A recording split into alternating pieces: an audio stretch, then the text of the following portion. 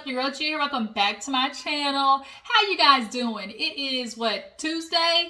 It just kind of seems like there is a lot of going on, y'all. It's a lot of stuff. Like every day, we've been having kind of a heavy week when it comes to blogs and stuff like that. And I'm sorry I missed it, but your girl has had an ear infection. I literally, if it's not one thing, it's another. I just got off of freaking laryngitis, as y'all know. Now here it is. I got an ear infection. It's been like this for 4 days. I'm going to the doctor tomorrow to get some antibiotics because it is like shooting like to my freaking jaw. Like over here by my jaw, it hurts. It's like throbbing. And I can barely hear out of it. So I'm like talking, but it feels muffled like on this side. It hurts, y'all. It hurts like a bitch. So after this, I'm going to have to take me a little toke break and get that shit situated because I am in pain right now. Who knew an ear infection would like my whole day? But yeah, you guys, I wanted to come and talk to you about a show we are adding to the roster, y'all. It came out last night, and that is Black Ink Crew. Not only Black Ink Crew New York, but Black Ink Crew Compton finally is back. Everybody was wondering, where did Black Ink Crew Compton go? It was like gone for like 2 years, 2 or 3 years, it seemed like. Oh my gosh, I'm so tired of these people calling me scammers. There's nothing but scammers out here calling me. But yeah, Black Ink Crew Compton is back, and it definitely seems like a whole lot is going on there, like a whole lot of. But yeah, you guys, let's go ahead and get in Black Ink Crew. Enough happened. Of course, it's the first episode. And we're going to talk about Donna. We're going to talk about Donna's old, squash heavy bottom built ass, because she is the type of person that really annoys me, y'all. She just annoys me with her just lack of self-awareness. Like, people who are not self-aware piss me off, because it's like either you're choosing to be choosing to not have self-awareness, or you just are just ignorant to it. And Donna is one of those people who chooses to not be self-aware. But yeah, you guys, let's go ahead and get into Black Ink Crew. So we open up with, of course, everybody, back in New York, because y'all know they went down to Atlanta. So they're doing like this, vax the block, basically getting everybody registered for the vaccine, because, we still in the panorama at this time. Hell, we still in the panorama, but, this was like real heavy in it in New York. And they just kind of were opening stuff up. So to trade getting registered for the vaccine, you got like a little tattoo or whatever. So of course, everything seems to be going good. Teddy with his old bad melted marshmallow built ass. I don't like Teddy. I don't like him. I just don't like him. Like, what the do you do? You built like an upside down Oreo. You built like a melted chocolate bar. I just don't like Teddy. I just do not like him for some reason. And he just sure does know how to feel like he big boss man, but like, what do you do? What do you do for Black Ink? Like, the Black Ink shops. All we ever see Teddy do is show up. Like, that's literally all we ever see Teddy do. But yeah, him, Puma, and Teddy are just, Puma and Teddy are just sitting there talking, and, Puma's just talking about how he's glad to be back in New York, all that type of stuff like that. And C's, of course, he gets into all his madness because Puma's talking about, I'm just ready to go forward, yada, yada, yada. And C's like, man, I can't even deal with nothing like that. I don't want no more stress this year because of what I'm dealing with. And Puma's like, what are you talking about? He's like, you ain't seen the blogs? He was like, no. And of course, this was back when him and Crystal, his baby mama, was going real, heavy at it on social media. They was just like two bulls, boom, boom, boom, going at it with each other. And Crystal was letting him have it.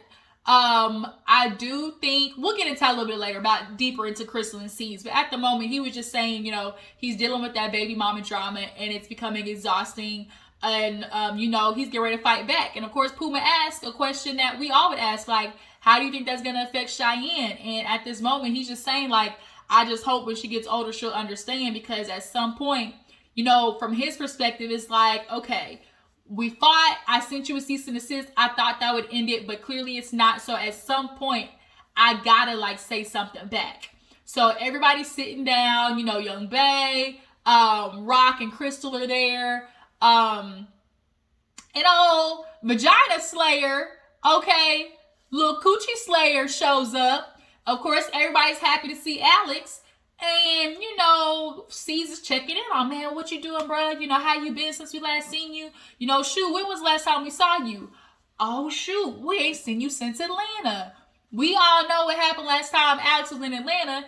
He was coming up like, goddamn, talking to everybody like Helen on, you know, Diary of a Mad Black Woman, just like shaking up and scared, you know, real Charles based. Like she just like Alex looked like he just got drug off the damn stair step like Helen did, basically. And we saw how Donna was interacting with him. He said him and Donna got in a fight. She gave him a couple of, you know, 1-2s. And, you know, she squared up with him. And he ended up having like these scratches all on his face. So everybody was like, bro, this is unhealthy. This is toxic as fuck. Like, y'all need to not do this. Y'all really need to get this figured out. Now, all of a sudden, because in the flashback, she's like, man, Alex is lying. He did that to himself. And Alex was like, wait a minute. I did this to myself? Like, I did this to myself. And the way he was so adamant about it, you know what he was saying in this part was straight up bullshit. Okay? Because here he now want to come back talking about, oh, you know, guys, it wasn't nothing going on with me, and he called her Big Mama, which I can't stand. It wasn't nothing going on with me and Donna. You know, I was just exaggerating. You know, I cut myself shaving. You know, we were getting into it, and you know, I ended up cutting myself shaving. Let's just go by that logic, you know, Alex. If y'all were getting into it and you cut yourself shaving, getting into it with Donna, that means 9 times out of 10, she was still putting her hands on you or y'all were fighting. Like, regardless if she's the one who put the scratches on you or by proxy of her, you know, flailing and throwing shit at you, causing you to shave yourself, there was still some toxic, violent shit involved, and that's what everybody's getting at. But you keep trying to sit over there playing boo-boo the fool, and that's why the producers even ask you, like, Alex, you can't see how everybody's looking at you like, now you lying, like you look like a liar, because we were looking at you, we felt the vibe. You weren't lying. You were not lying. But now all of a sudden it's like, you know, I was just being dramatic, you know, I shouldn't have did that. And then they got Donna over there, her confessional, talking about, man, people just need to not worry about our relationship. I have never put my hands on Alex. Who believe that? Raise your hand if you genuinely believe that Donna has never, all caps, has never put her hands on Alex. If you believe that, drop down in the comments. Tell me. I really want to know. I really want to know who thinks that Donna has never put her hands on Alex. Because Donna, unfortunately, you're a violent ass bitch. And the only thing you know how to do is swing on folks in, you know, the presence of anger. We have history and clips to prove it. Okay? You like to fight. Man or woman. So I'm sorry, Donna. I know Alex is now telling everybody, oh, you know, she's going to therapy. She's on this new healing and, you know, fixing herself. You know, Donna's going through so much. That may be true. Donna looks like she definitely got a whole bunch of, you know, trauma built up under that ass. Yeah, big ass. All her stress and trauma is in them 2 butt cheeks that she got, okay? So clearly she's carrying a hefty ass load. But that still don't negate the fact that she has been very rude and disrespectful to everybody on the cast. And that's what everybody's saying to you, like, Alex, like, she got to take some responsibility at some point. Like, she did some stuff and she still has yet to call Bae, you know, for, you know, offending her friend. And sees at this point is like, man, Donna's ran her course. Like, you can come around, but Donna, I'm sorry, like, no go, can't do it. So Alex, of course, called Donna to let her know how the stuff went. And he's like, man, you know, it was all good and everything. And so she's like, what did everybody else say? And he was like, you know, the usual, you know, they're just saying that, you know, they feel like you don't have accountability. And she's, of course, like, man, this is some bull. We supposed to be a family. Everything I've done, you know, for Black Ink. And, you know, Donna keeps trying to convince herself that she's just done so much for Black Ink. And what I think Donna has misconstrued is Black Ink, the tattoo shop, and Black Ink Crew. Black Ink Crew, the show, Donna has very much contributed to, like, the entertainment of it, absolutely. But as far as Black Ink, the actual tattoo shops, Donna, you have incorporated piss all. Like, you have really not really, you haven't, like C said, some of the worst tattoos And that shop came from you. You, bitch, you. So I think Donna just has it misconstrued about where her contributions lie. As far as Black Ink Crew, yeah, you've definitely lent your hand into making sure it has, been good for the viewers. But as far as Black Ink, your contributions, like I said to that, was honestly fuck all. Not something of tangible, like, oh, Donna did this.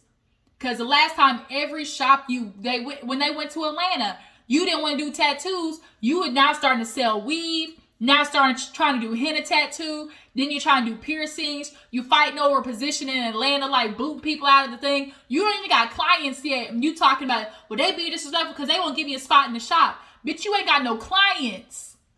Talking about, oh, I want to be a piercer. Let me put a wall up right here. And it's like, Donna, get back to reality. So she starts crying because that's not a family, But even family members got to get cut off too. If them bitches toxic, sometimes even family got to get cut off, Donna. It's the way it is. So moving on, we see this whole situation going on with Tati. Tati has been stressed down boots. We all know Tati keeps getting into it, like always has some situation every motherfucking year. Now this year it has to do with allegedly her cousin, homie, friend sent 3 kilos to her location. When she came back to New York from Atlanta, the cops, boom, boom, boom, boom, bust the door in, and clink, clink, had her in them handcuffs, walking her out. And so the family's talking about it, and they're like, we don't even know what happened. All we know is, we got downstairs, they had Tati, in handcuffs. Like, we have no idea what's going on. So Tati's in the confessional talking about, oh, people just don't even know what I've been going through. I don't even want to say nothing because I don't want to be used against me in court. And so they basically played a clip from when the lawyer was like doing I guess a press release. And basically the lawyer was like, we're in a situation where so-and-so was involved in a sting that would later result in Tati, Tati so-and-so getting arrested as the package was sent to her house. Say what now? 3 kilos? So I'm like, Tati, and I was paying attention, and I said, Tati was saying a lot of, oh, I don't want to say nothing to give me, I'm going through so much. I got so much stress, anxiety. I'm depressed. I don't want to say nothing to be used against me in court. All of that talking, and never once did Tati ever say, it wasn't me, or they got the wrong person, or, I wasn't involved. None of them words ever came out her mouth. So now I'm looking at Tati like, bitch, don't let me know you was trying to, don't let me find out you was trying to be the next Griselda of New York, girl.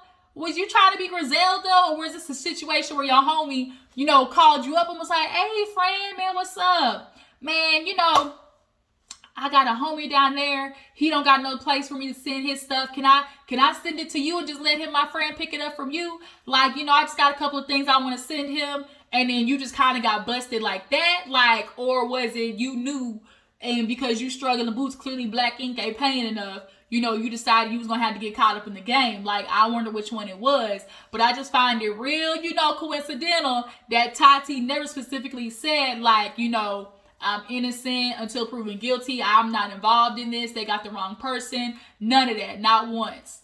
So then we see a scene with C's, of course, talking to his lawyer.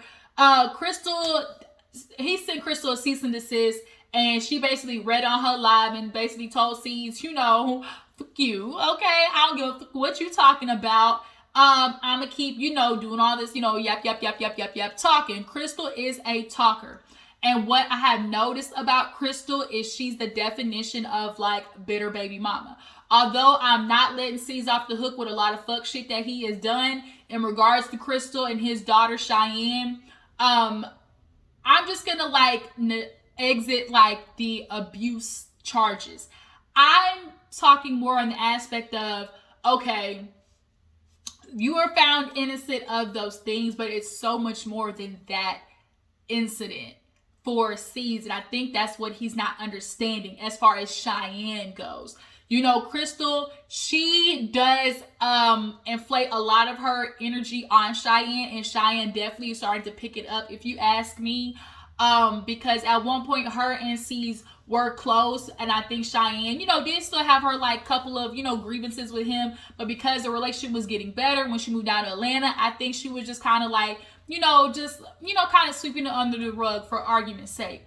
But after that situation happened, I just think it was kind of like a PTSD moment, or just a reminder of like all the feelings she had of, you know, feeling abandoned. Because at the end of the day, when we first started blacking, C's wasn't over there taking care of Cheyenne. He wasn't really over there seeing her consistently.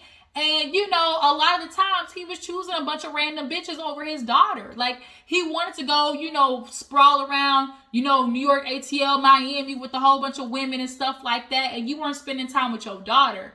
And not only is she feeling that, but Crystal certainly ain't helping in the situation, because, you know, she probably at home talking about, you see your daddy did this, or like show her pictures. Like, Crystal is the person who throws gasoline on the motherfucking fire.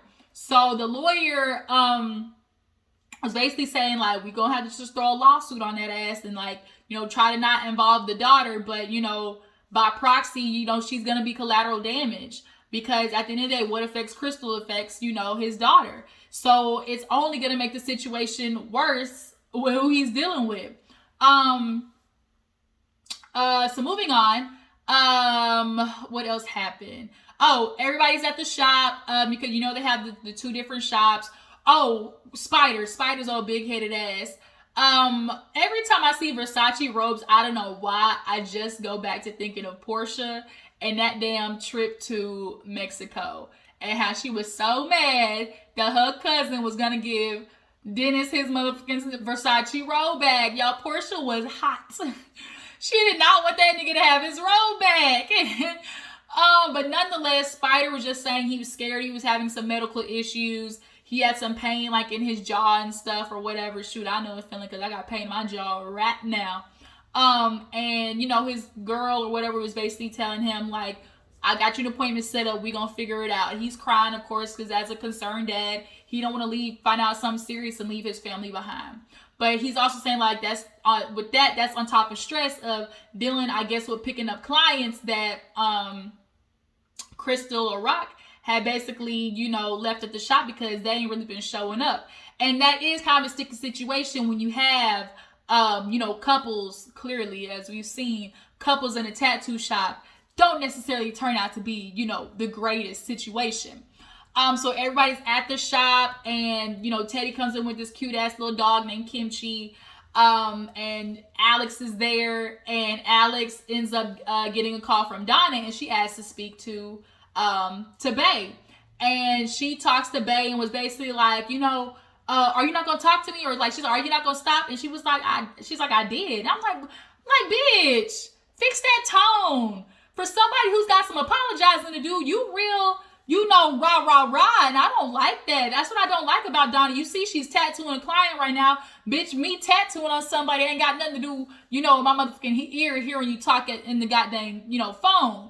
But, you know, she really had the nerve, because Bae was like, I mean, you had ample time to talk to me. You know, 2 months you ain't said nothing. Well, you could have picked up the phone and called me. Ma'am, like Bae said, what am I calling you for? I ain't do shit wrong.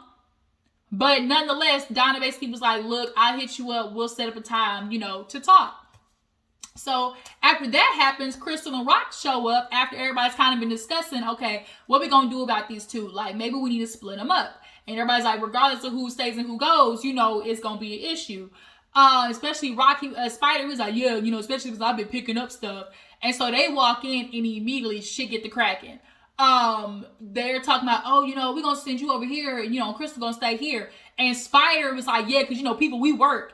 And kind of was like, whoa. Even Crystal was kind of like, what the he was like, yeah, you know, because I ain't got a problem with working, you know, because I pick up people clients. And so Crystal's like, what the you talking about? He was like, I'm picking up clients. She's like, yo, bruh, like, chill out. She was saying, basically, Crystal's explanation was, people are signing up for appointments at this, like, at another shop, but I guess they came to this location instead, like the one that Spider's at, instead of the location that they signed up, for the appointment at. And so Crystal was like, that was one time. So if it was one time and Spider, you picked it up, he definitely is blowing out of proportion. Now, had you done it, like 2-3 times, then I can understand. But if this was just an actual genuine accident of like, oh, the client showed up to this one instead of going to another location, then it's kind of like, Spider, you looking for an issue. But deep down, personally, I feel Spider looks at Crystal just as a representation of somebody he does not respect.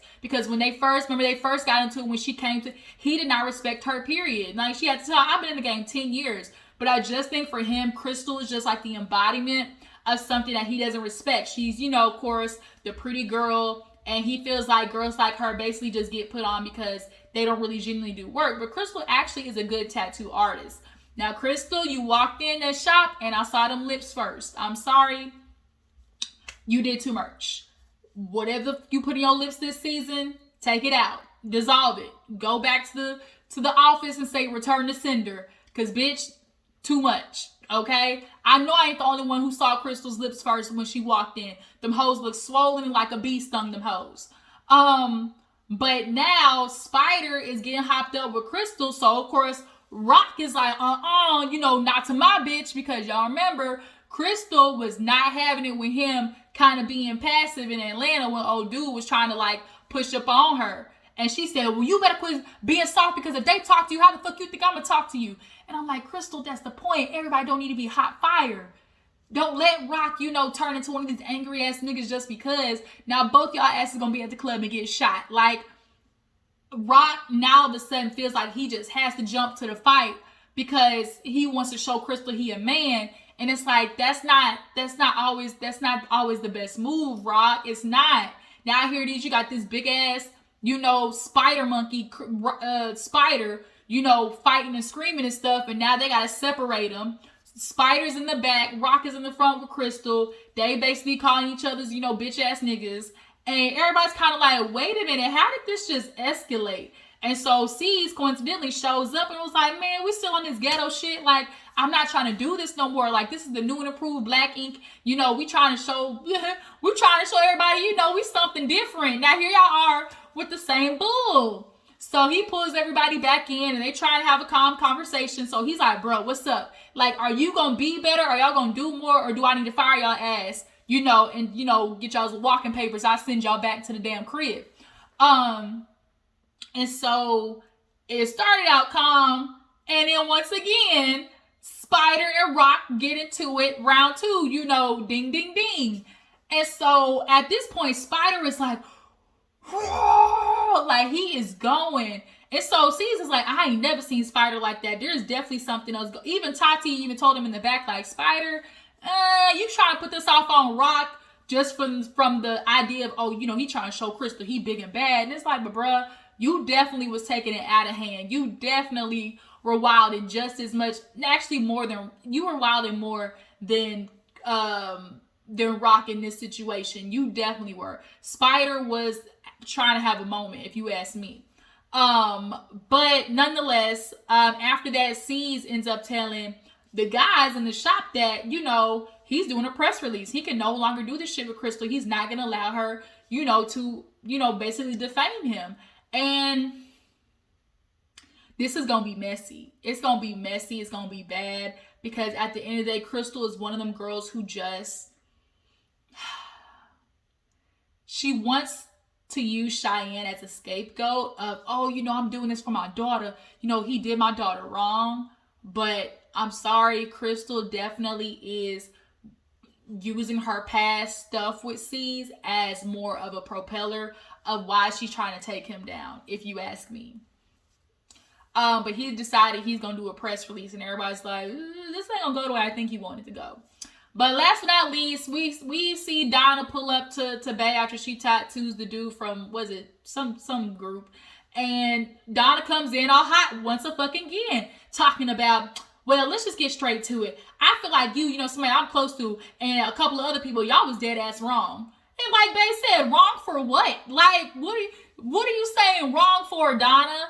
And Bae finally had to tell her, no, let me talk. No, you put that shit online. Are you talking about that one thing, Bae? Are you talking about that one incident? And it's like, you're missing the point. You made the incident worse because you kept trying to backpedal and act like you didn't do nothing wrong. The point is, your friend said that shit hurt me, and you keep trying to go in on some raw shit instead of being humble and then being like, you know what, I fucked up, my bad. Finally, she got to the point after Bae cried, but why did she have to do the crying for you to just walk in humble, Donna? That's it. Finally, they, kiss and make up, but it was like, damn, like, Donna, it's just, why is it so hard? Why is it so hard with you, bitch? Which is now why you got your walking papers. She, at the end of the scene, oh, Black Ink taught me so much. I've been here for Black Ink. You can say I've grown. Yeah, I fucked up some tattoos, but you can say I persevered, with no extra letters. And, we kind of see basically like the send off of Donna, but I feel like she's going to be back on later on in the season, if you ask me. But that was Black Ink Crew. It was the first episode. It was a little yang. But y'all tell me how you feel about it, how you guys feel about Crystal and what she's doing with C's. Do you feel like she has gone overboard? Do you feel like she's doing it on her daughter's behalf? Do you guys feel like C's should fight back? Do you feel like he's what's the word? He is what's the word I'm looking for? Basically, he's right to fight back. Do you guys feel like he's right to fight back to Crystal at this point? But y'all follow my Instagram and Twitter. I will be back for Black Ink Crew Compton. I'm gonna catch you guys later. Deuces.